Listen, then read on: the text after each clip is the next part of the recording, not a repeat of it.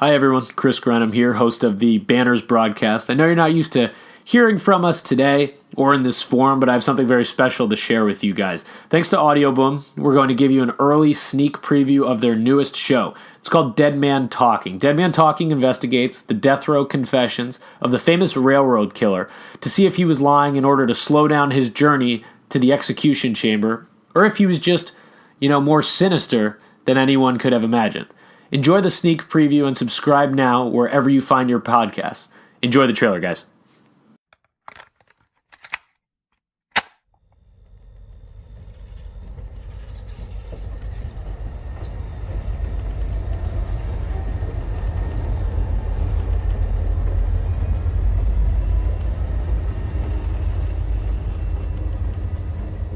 The train track itself from the parish home, I would say it was maybe less than 50 feet.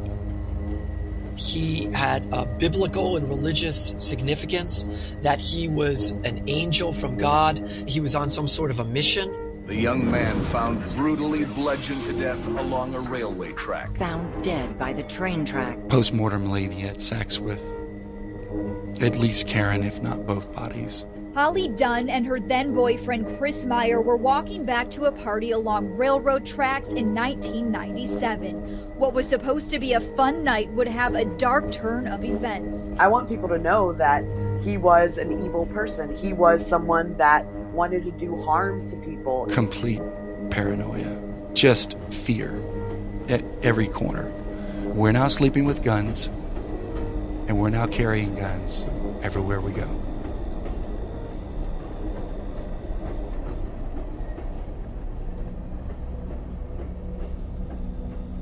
They called him the Railroad Killer, and for more than a decade he crisscrossed the US by freight train, jumping off at random and bludgeoning his victims to death with whatever blunt object he could find. Angel Monterino Resendez, alias Rafael Resendez Ramirez, is now on death row in Huntsville, Texas, and is scheduled to die by lethal injection. I first met Angel Resendez in 2003.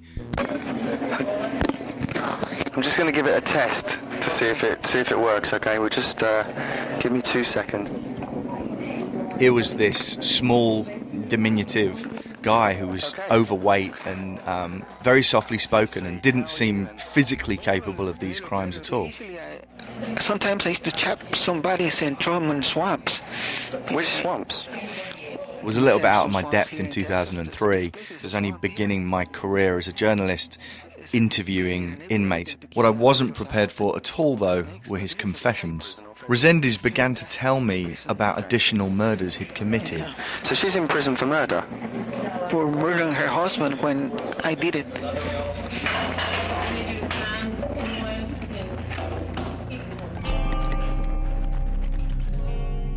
I was shocked there'd been no real investigation into this confession and that a woman was still serving life in prison for the murder.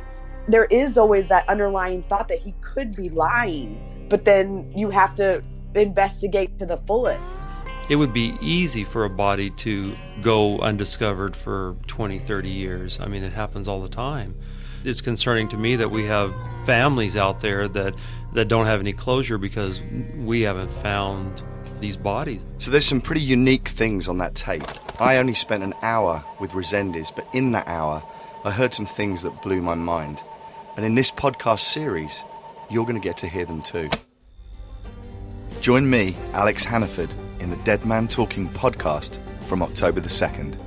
Please rate, review, and subscribe to Dead Man Talking on Apple Podcasts, Spotify, Google Podcasts, or wherever you find your favourite shows. Run for the fences, Riley.